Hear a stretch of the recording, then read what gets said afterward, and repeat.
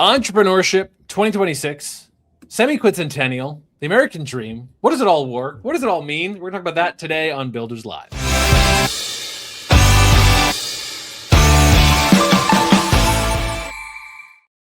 Hey, I'm Chris Wink. I'm the co-founder and CEO of Technically, the news organization with a community of technologists and entrepreneurs. Over the last year or so, we at Technically have taken increasing interest in, let's call it the American project. We have, for close to 17 years, more than 17 years, covered local entrepreneurial ecosystems, local innovation and tech ecosystems, always very local, through a lot of regional, city, and state identities.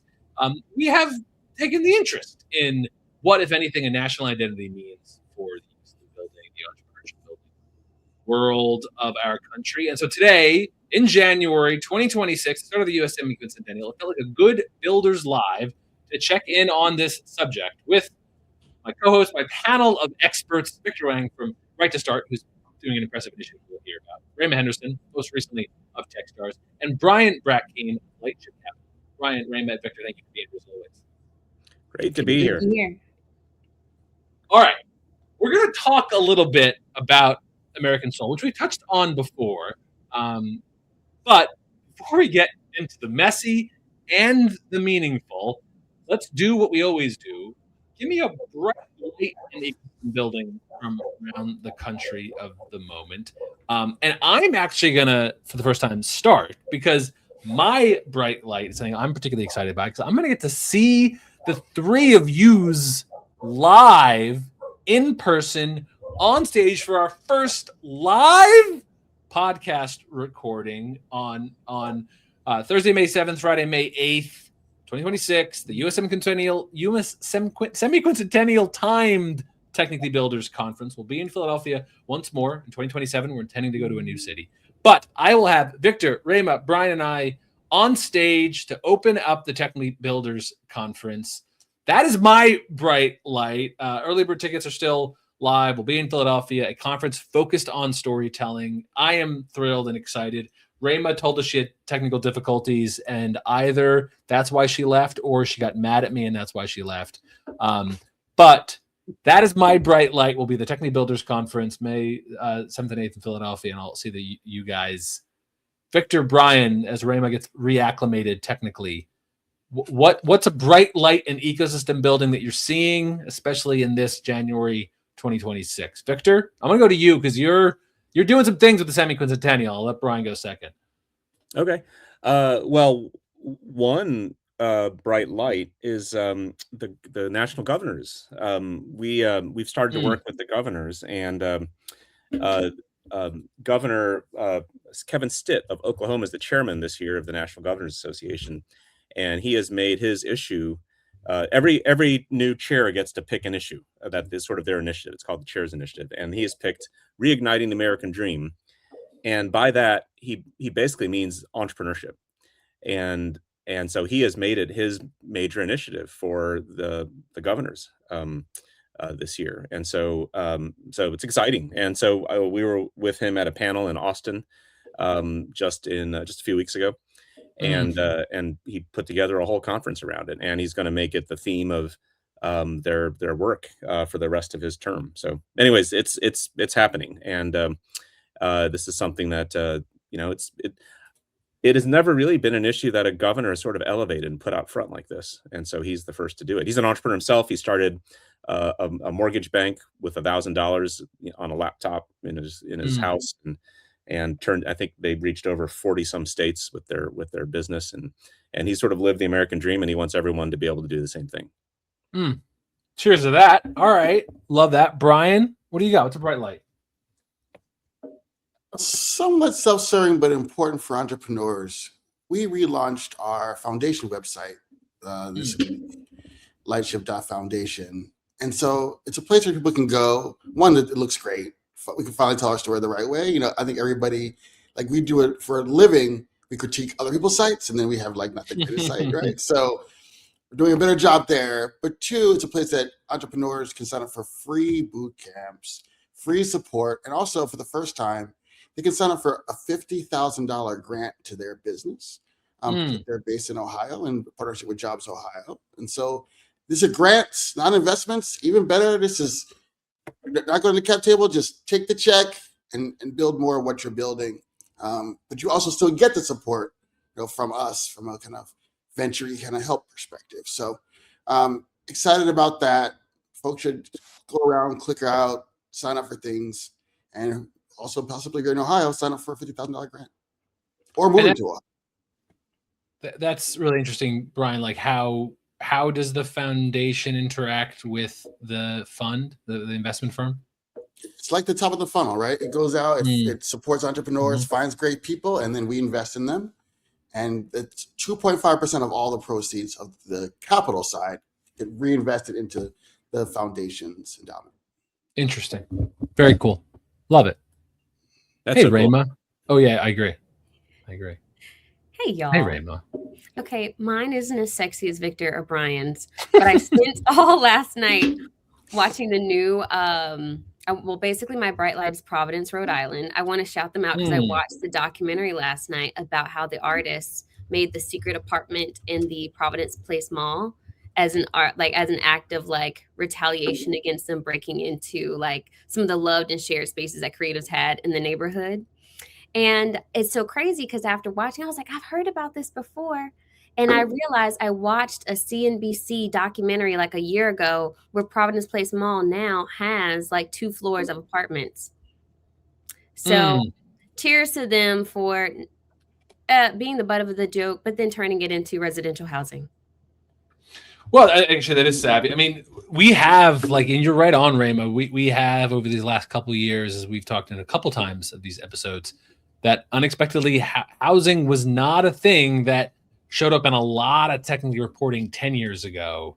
And then in the last 2 to 3 years, I haven't done this number, but I bet you like the number of times housing has been mentioned in our reporting has been going only one direction, as it does relate to how do you keep doing place-based economic development. Suddenly housing where those entrepreneurs live is very much part of it. So that's interesting. That was one of my childhood dreams, was like to get stuck in a cool department store overnight. Right? Like I always thought like, wow, look at all this stuff. What if I could just hang out with it all night long? Like I do just picture you on the big keyboard, like big Victor. I just picture young Victor. Oh, right. Oh, like, yeah, Tom Hanks and yeah, right. That's what I'm imagining. I just thought, yeah, just like all they used to have all the beds like it's Sears, right? Sears would have like 30 beds. I thought you could just sleep on any bed. Like, that's amazing, right? I'm trying to tell you. Oh, my mom had a kiosk in the mall growing up. And so I'm like, we're here after hours. We could just stay. Like, and people were doing that apparently. All this time. Stay all night. Yeah. What was the kiosk? Now we got to know, Rae'Mah. Oh, it was a cosmetic kiosk. I love that. Very entrepreneurial. That's hardcore entrepreneurial. Yeah, that's the real deal. All right, segment change. Semiquincentennial. Here's where I am, and where I'm going to seek your counsel, the three of you. I have been called a dork a time or two. I care about the anniversary. I am well aware of imperfections. I am well aware of the admittedly somewhat arbitrary nature of all anniversaries. 250th of the Declaration is just a narrative. It's a story. I'm aware of the story, and I'm deeply aware of its many imperfections. But I think, because I'm a believer of story, I think it matters for this moment. I think in this year, 2026, there will be a very real battle for what the story of the American project is. And I think it's a mistake to walk away from that battle of what that story should be. So I will out myself as someone who cares about this. But I don't, for a moment, assume that everyone will. I've been talking to lots of friends and sources and colleagues, and I know lots of people who do not care and find this incredibly dorky or uninspired or foolhardy. So I want to get some of your thoughts initially. The US Semiquincentennial, 250 years since the Declaration. Does this anniversary mean anything to you? Where do you land on this? And let's talk a bit as we set up what it should mean for entrepreneurs and ecosystem builders and the like. So start with some counsel for me. Brian, maybe be my real politics starter. Does this thing mean a thing to you or should it? I think it means a lot. I think it means a lot. I wasn't sure how you're going to answer it, for the record. So I think, okay. Well, one, being from Philly, I think that we all have to take that field trip downtown, right? We're in like third grade and we don't know, Independence Hall smells funny. We don't get why we're sitting there with all the old chairs and everything. But you realize later kind of what that meant to you, and the true idea that America is the ultimate entrepreneurial idea, right? I mean, just was not seen before on the planet at the time. The idea of being aligned around a set of values and not a king, a queen, right? Or religion or some other kind of organizing device, and that actually working, I mean, look at today's world. Like, it tells you how hard that kind of is to pull off, and for people to align around those ideals, become part of this entrepreneurial experiment, and then create, inarguably kind of the wealthiest, country in the history of, humanity, depending on how you adjust for inflation for Alexander the Great. Like, it's really, it's pretty impressive. And so I think all Americans have entrepreneurship in their DNA. It's something I sound like Victor, right? But it's important to celebrate that when we can. I want to prick and push you a bunch, but I'm going to hold off. I'm going to get the round table first. Rae'Mah, what's your take on this?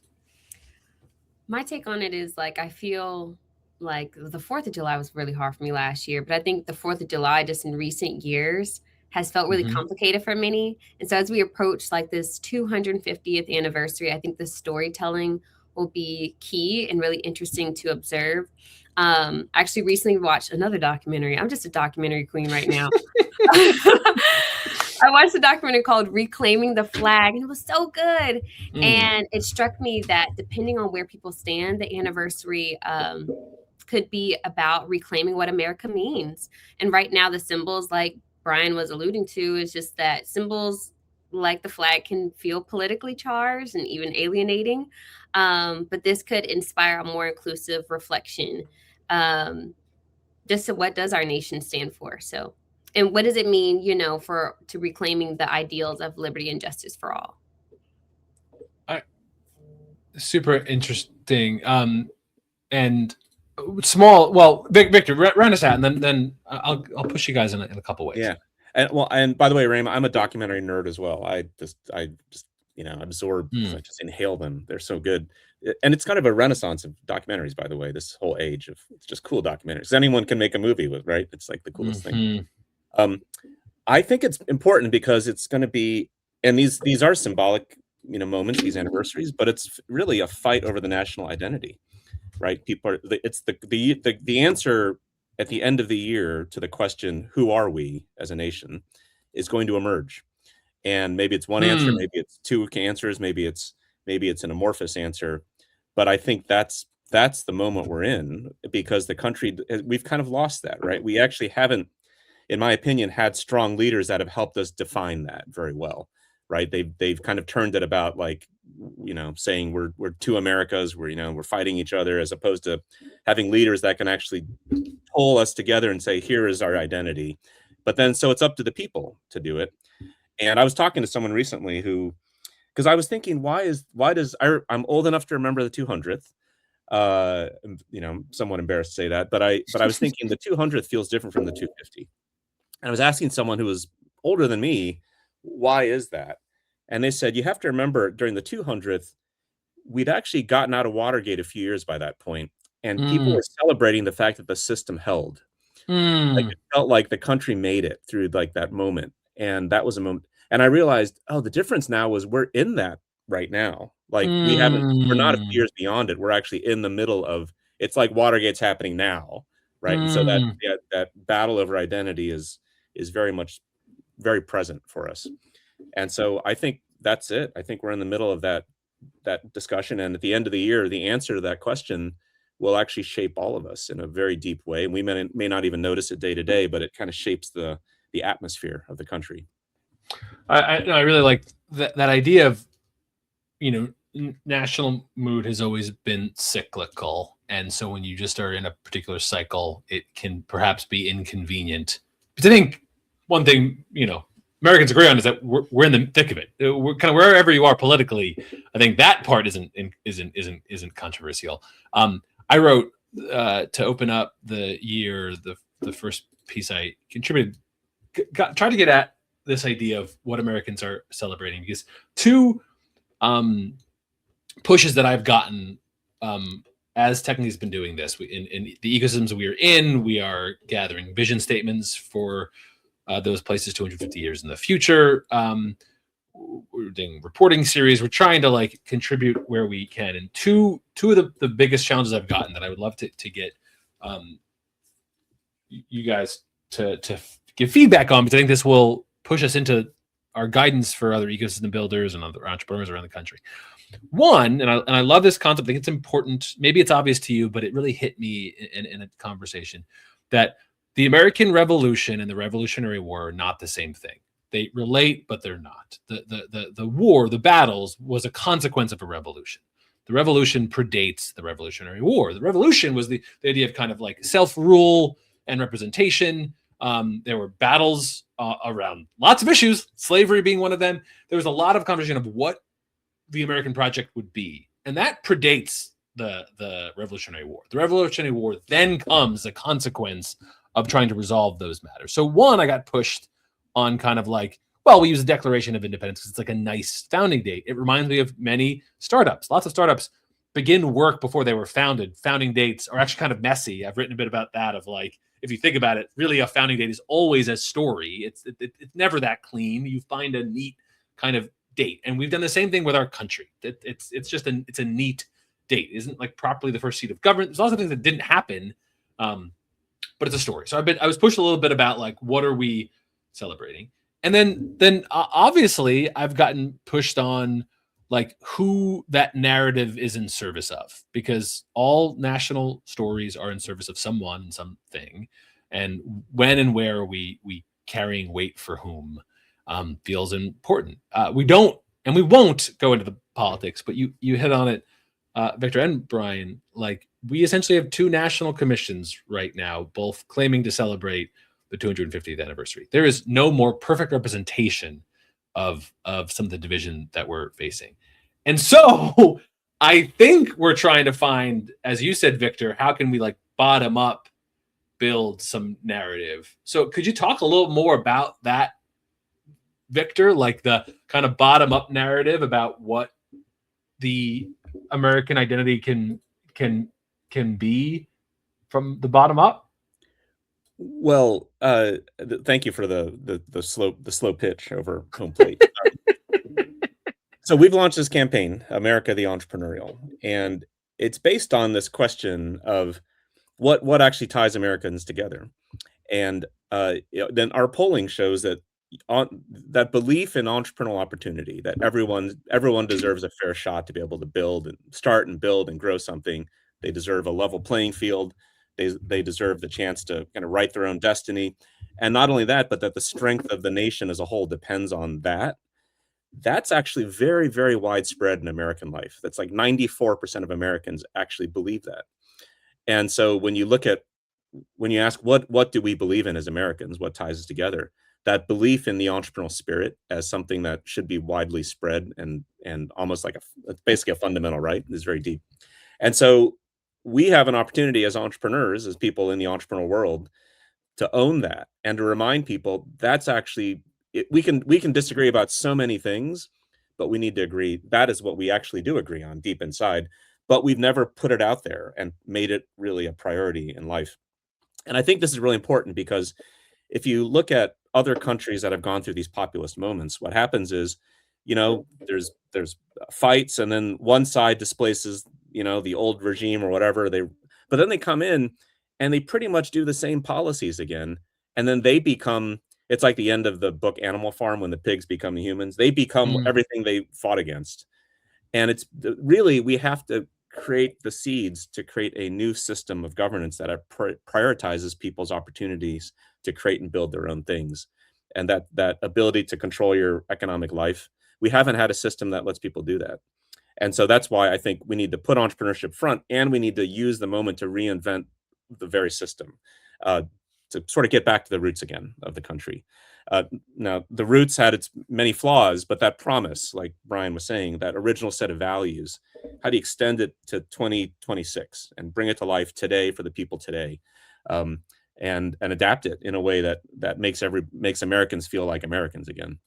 What you hit on it before to Brian Rae'Mah, just to underscore a point you made, Victor. I've also been pushed in interviewing that it's a mistake, and it can be dangerous to kind of set this implication of we got it right, in 1776, and all our mistakes were just because we deviated that path. When no, that not only untrue, it's also unhelpful. There's a much more compelling story, which is generation after generation fought like hell to move that ball. It was nothing was inevitable about the progress that was made. It was always fought over, and I find that more inspiring in this moment to say, like, it was always fought over. Every inch was fought for, and generations of people fought.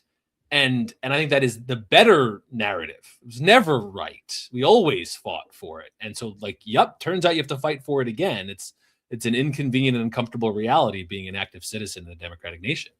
That's what Jefferson said. He said America belongs to the living generation. And so we are the living generation. It's our turn to own it and to make it what we need it to be. And it's never, I think the glamorization of the founders is like they figured it all out. They did not figure it all out, but they certainly set forth a promise that we're always living up to. And we should take that and run with it. Well, I mean, well said. I mean, anyone who's ever worked at a startup company that the founder wasn't all that perfect, but like, hey, some of the ideas were good. Like, it was you run with it all. But Brian Rae'Mah, like, can we do it? Like, how are you feeling about how's nationhood? Patriotism and nationalism hasn't always led people to the best places. How do you guys? What's your relationship to a national identity? Brian, I'll let you tap in. I'm trying to come at you. I mean, Brian, it's only fun. It's so complicated for the African American. It is. You were stolen to a place of great opportunity, right? Love the opportunity. Would love to have gotten a book myself, and then decided, right, to take me up on. I don't know if I'm allowed to laugh at that, Brian, but Jesus Christ, yes. You know what I'm saying? But so it's always going to be complicated for that, and that's why Rae'Mah and I were like, "Hey, you want to go first?" That said, the DNA and the kind of like wiring of the country that Victor was talking about. I like to go a little deep and a little nerdy as a fellow Philadelphian, Chris. We talk about the imperfect founders. There actually were some perfect founders and there were some imperfect founders. Let's be super clear. The Pennsylvania delegation was very much pushing for no slavery from the beginning. Everybody's same deal. They were very much in the Quaker tradition of everybody's equal. Let's all build this thing together, right? And we had folks from New York to our north more worried about commerce, and we had people from our south also worried about farming with free labor, right? And then we were forced into the Great Compromise by forces on either side, right? And so I do think, to be very specific, America grew into the Pennsylvania view of how it was supposed to be, and one of the reasons that people even pushed the capital to be further south in D.C. and not in New York or Philly was because the influence of Pennsylvanians and their kind of equality was, Southerners thought, was influencing the country too greatly. So I think it's very exciting to see that entrepreneurship in its purest form, particularly when you don't have a boss, you don't have middle managers who may or may not hold a bias. If you're African American and you want to just stick it out on your own and build a product and put it out there, you're in a much closer to equal playing field than other places, other countries, other organizations. Just so sorry, Rae'Mah, such a bunch of nerds. That's our demo. Like, there are these moments when we make it, we the people of these United States. And to build on Brian's point, Rae'Mah, I'd come back to you. Like, one of the things that wasn't inevitable, we didn't have to put what becomes the American identity first. We could have remained first and foremost people of a state or people of a city. Like, how those geographic identities play out are not necessary. It does things like we ended up having a big domestic market. So it actually did play into a lot of like entrepreneurial growth. There are reasons why having a big kind of continent-wide domestic market benefited a lot of people. Why 20th century mass media worked. A lot of like confluence of factors contributed to the 20th century being pretty good for, to be born in the United States. And a lot of those things are right now fraying, is perhaps at least a word I can say. And it feels like we have another moment, as Victor's saying, in 2026. Do more people come out of this year saying, I believe in my American identity? Or is that following down my identity list? And so I guess Rae'Mah, as default whippersnapper on the panel, I tease. What is your relationship to that national identity, and where is that rising or falling? Was it never on the list at all? Like, tell me a little bit about that. Oh, that's a good question. And sometimes I'm always scared. I'm like, oh, I'm going to get on this podcast. And somebody's going to clip this like 10 years from now and be like, this girl, so dumb. Trying to run for Senate. I know. I think you should take default whippersnapper and run with that title. That's like the new default whippersnapper. I will say this. There's moments, especially like when I'm out with founders and like I take them to do an activity, specifically here in Alabama, where I'm like, yeah, America. Like I took them clay shooting and I was like, oh my gosh, smells like success, feels like America. Like this is what it's about right here.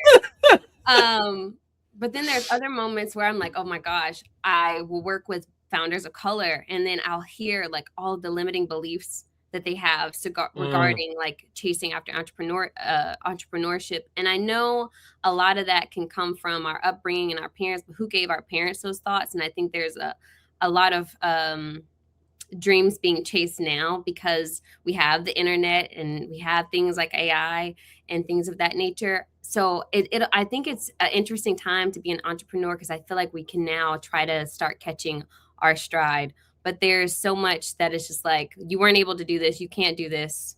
And these come from experiences of just being Black or of color in America. So I'm going to end it on a very uneloquent note, but those are my unorganized thoughts. I think very eloquent. If I can, like, Crystal's when we piggyback and just come out of the conversation altogether.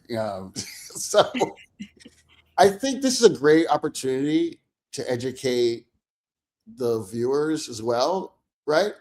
About the inter-Black diaspora, right? And so people might assume that Rae'Mah and I have very similar feelings, and we probably do have a set of core values that are cultural, that are guaranteed the same, right? But there's a lot of nuance between Alabama and Philadelphia. A lot of nuance, including clay shooting, which I or no one I've ever met in my entire life has ever done, ever, right? For her, it's like have you really succeeded until you've gone clay shooting? I guess. Maybe I'm not there. Yeah, maybe I'm not there yet. Maybe that's the real problem. But to put it in more of the words of entrepreneurship, as I'm training entrepreneurs, particularly entrepreneurs of color, depending on geography, there is a kind of a self-breaking mechanism in entrepreneurs Black entrepreneurs from the South that they don't assume that they can either do or act or ask for something that I don't see in entrepreneurs from Chicago or Boston or whatever. And that goes back to a larger legacy. And it's not all, by the way, it's not all just about Black. It's also sometimes about anyone in the South. It's like, please, yes, thank you, ma'am, sir. In general, that mentality sometimes it's hard to then go out and say, break a boardroom door down and just go get the contract you deserve. Those two things sometimes don't just jive. Absolutely. Oh my God. Okay. Thank you so much, Brian. I'm so glad you're here. I was like, oh, yes, you tied that up perfectly. Because like, even when I'm talking with founders, Black or, of the diaspora, not of the diaspora, which just happen to be people of color, it's like preparing them. They want to go and raise $1 million, but they don't know how to go and ask for the money because it's just like, I cannot fathom that I'm going to have to go and ask this person to write me a check. And so the training is not always, oh my God, this is how you fundraise. It's like, we got to get through those money limits that you have specifically because sometimes of your American experience. I mean, a hobby horse of mine, as you guys know, but that good effectiveness of a story has nothing to do with its truth or its ends. really good stories can be untrue and be for bad purposes. Really good stories can be really true for good purposes.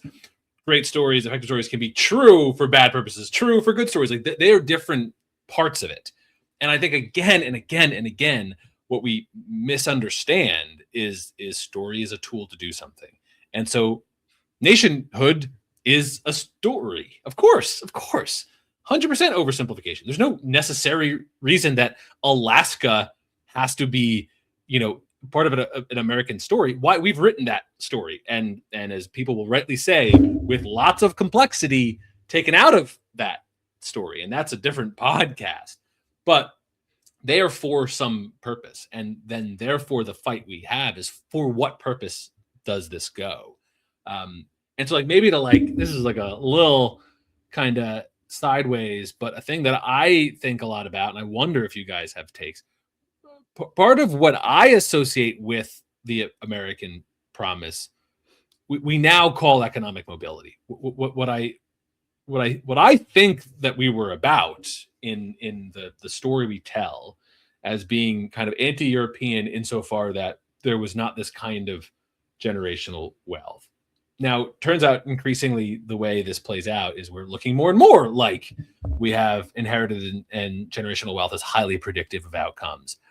And what has kept me inspired about entrepreneurship and technology innovation was, for most of my reporting career, these were still at times when we saw class mobility. These were still times when we saw real upper mobility. That isn't always true.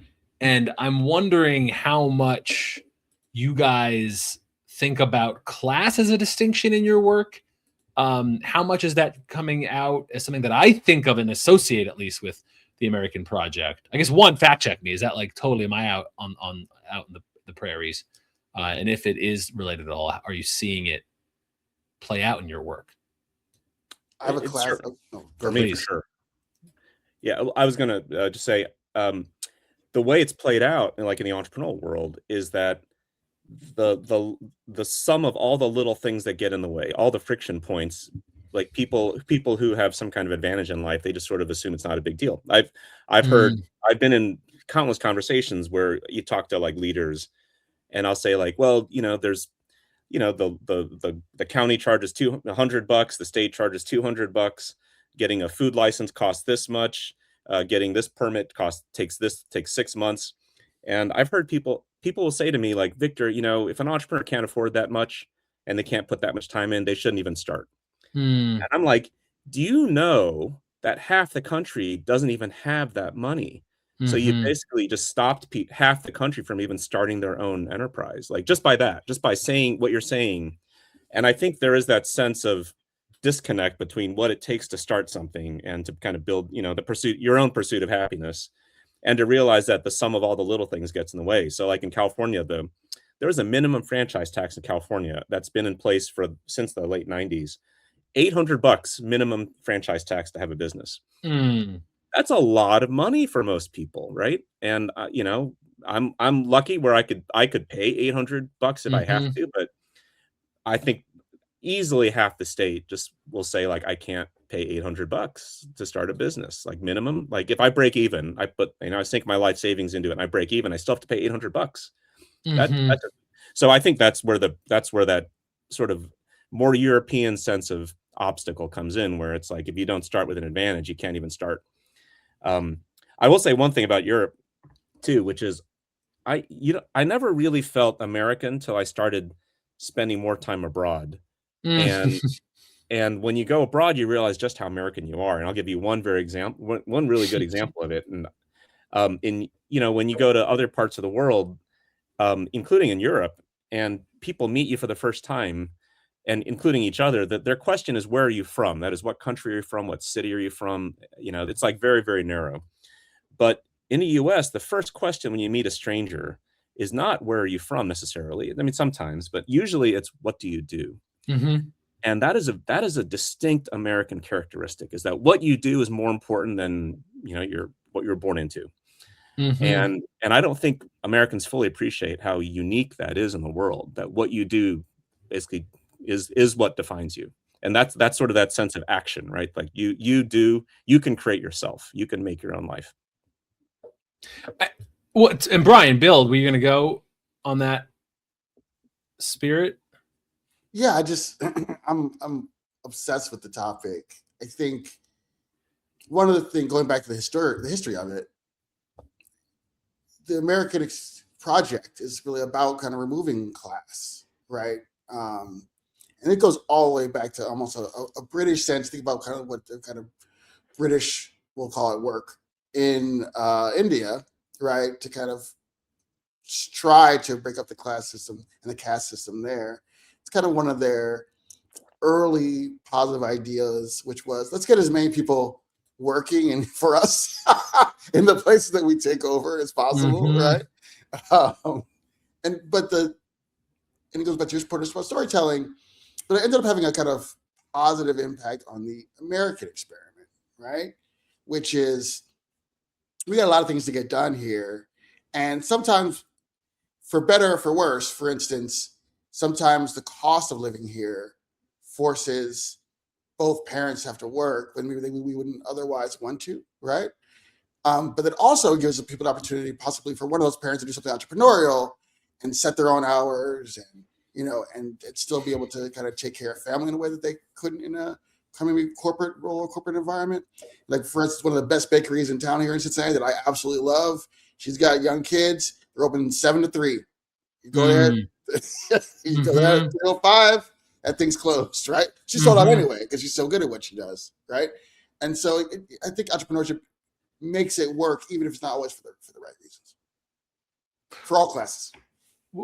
One of my most probably like maybe classically progressive stances I have has been those who have most wanted to inject divisiveness into our system tended to be incumbent parts of the American economy. That I'm like, this is my like most like classic lefty stuff, where I'm like, we are, workers of the world are kept apart from each other, and these things become very divisive. And I'm always like, the part of the U.S. that has always lit me up, what I care about entrepreneurship, what I think means something about ecosystem builder, what I want it to mean, or what I've always wanted about journalism, was I want to make information as accessible as possible, because I just want you to have your chance. That doesn't mean you get all your chances. It doesn't mean that of course there'll be network effect. Of course there'll be advantages, but I want to give more people the best chance they can more often. And everything I've ever learned that, Victor, you and I have talked about for many years in the entrepreneurial research is our economy is at its best when we just have a lot of people striking matches. And you want to make it culturally more okay to, like, it didn't work out. That's okay. Just get back in line. Let's do it again. And you just want that dynamic cycle. And the culture we want is let people have their shot. And I think what I want America the Entrepreneurial to mean, Victor, is, guys, we just want to get more people their shot. And Rae'Mah, I got a few more minutes, and so I want to go to a closed question in a second. But I'm just wondering, does class stuff show up in any of the work you've seen and conversations you're in? I always feel like it's very invisible, and I've consistently found the older I get, the more I recognize class barriers that I didn't even realize were there when I was younger, and now I start to see how they show up. And I wonder if that's yet something in your work or coming across your desk. Yeah, I'm kind of like you. It took me a long time. I experienced racism before I experienced classism, and it wasn't until I was in high school at like a very, very rich school, where I was living in. Let's see, my family's been rich and I've been poor, and I've been poor and I've been rich and I've been poor. So at this moment in my life, I very was American, actually. But we were living in a very exclusive neighborhood, and so I was introduced to all these new peers, and I was like, oh my gosh, they're not racist, they just classes. Because do you live inside the gates or you live outside the gates? So that was my first introduction to classism and how I've seen it show up within our local ecosystem and startup world. And just a reminder, like, especially small ecosystems, like Birmingham is like this big. It's like actually half. It's like a tenth of this size. And I had a founder who loved so much, and she started building this app in 2023. She actually worked with me at Techstars, and she's been like dedicated building this app for the last 3 years. It's on the App Store now. It's got people on it. It's beautiful. And then last year, about 6 months ago, there was a couple guys with the same idea who were like, yeah, we had $500,000 from their, I don't know where they got the money, but I'm assuming that it was like had to be familial. And the crazy thing was everybody in the ecosystem was like, how did you let these guys lap you? Like, how are you letting these guys build faster, build better? They're acquiring younger startups that are in this same lane. How did you let them lap you? And I say that in relation to Klassen because she doesn't have the same access to capital like those young men had, just based on they were like fresh out of college. And I think, trust fund is active. We're going to go start this company. But it's like you're building from two different starting lines, but you're receiving the same comparison. So that's kind of how I've seen it operate on my side. And not that either one is a problem, because if I had it, I'd do the same thing. But just being real, This is making me think we might have to do a kind of class economic mobility focused episode dedicated to it, because this was a little 10-minute segment, but important. I got to go here in a sec. So let me get you guys to help us wrap. To an audience of ecosystem builders, economic development folks, entrepreneurs around the country, if they're sitting with the Semiquincentennial and either it's like a dusty word that maybe they're doing some stuff about, or maybe they're bored by it, or maybe they're turned off by it, or maybe whatever, what counsel do you have? And Rae'Mah, you're on the screens. Maybe I'll start with you. If you were talking to an ecosystem builder, peer of yours in whatever other state, and they're like, what's your vibe on the Semiquincentennial thing? What would you say to them? I would probably say America's just as much yours as it is anybody else's. And so I'm more of the line of reclaim the flag. I might be brown, but I got a red neck too. This is my country. And I think as a true Alabamian, I still have pride from where I come from. Like Victor said, it's nothing like being abroad. And being around different people with different cultures. I'm like, oh my God, they have no guns here? I have plenty. I feel so. Anywho, I'd say it's just as much yours as it is anybody else's. Man, that was a good answer. Brian, Victor, what's your advice? I have Victor go last, if you don't mind, because I think he always puts that perfect cherry on top. Exactly. He's got the shirt. He's got to go last. And Rae'Mah you're so good, by the way. Yeah. I'll tell you guys, on camera and off camera, she always says, okay. No, you're great. You're +1. Amazing. I mean, this is the big show, Brian. We're not going to let a B-teamer on the Builders Live podcast. Absolutely not. There's only A-teamers. So she looked back. I would look forward a little bit and talk about the next 250. We've got a real chance to literally, I mean, I know it seems like a rough time, but our problems are fixable and solvable. And because of technology, we can solve things and come to a consensus faster than ever, right? And if we can do that and all pull in the same direction, man, we can solve. If you look at historical charts, we've solved so many of the world's issues in America in this short 250. We can solve the rest of the world's issues in the next 250 if we all just pull in the same direction. One of my favorite things about Brian is I can never predict if he's about to be the most pessimistic or the most optimistic possible. And that's what I appreciate about the man, because I can't. That's what I want. That's what I want out of my podcast hosts. I don't know either. Not know. I love it. Truly love this. Love this. I deeply appreciate people who are highly unpredictable. Victor, what's your advice for? I'm going to be very predictable. I think this idea of reclaiming the flag, like making America ours, because it is ours, is very present. One of the themes I've realized is that you have, the founders of America, they had this set of values, this promise, a promise that is always in fulfillment. We're always moving towards a more perfect union. Then you have the founders of today, who are the entrepreneurs that have built this, country over 250 years, and every day there's founders, building little bits and pieces of this country and trying to make it work a little bit better in every way. And then there's the question of who are founders of America for the future, who are the founders of the future opportunities and the future promise, and that's us. And so I encourage people to join this America the Entrepreneur campaign. This is a chance to reclaim that America and to become the founder of the future, become a founder of the future of America. And the way this campaign works is anyone can join, and we give you a license to use the name and the logo and do your own thing. Like if you want to host events, podcasts, house parties, you just want to like, just wear the swag and display the colors. This is a way everyone can participate in this movement and help be part of reclaiming that part of the American identity and making it ours. Powerful, beautiful, a complicated but no doubt influential legacy. US 250 years since the Declaration of Independence, Semiquincentennial. We talked about the role that entrepreneurship had in that. We'll be dropping links as always below.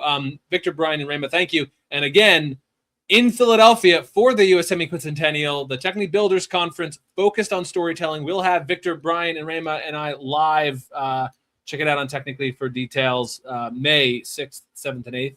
We'll see you then. Victor, Brian, Rae'Mah. We'll record next month. Until then, see everybody. Bye-bye.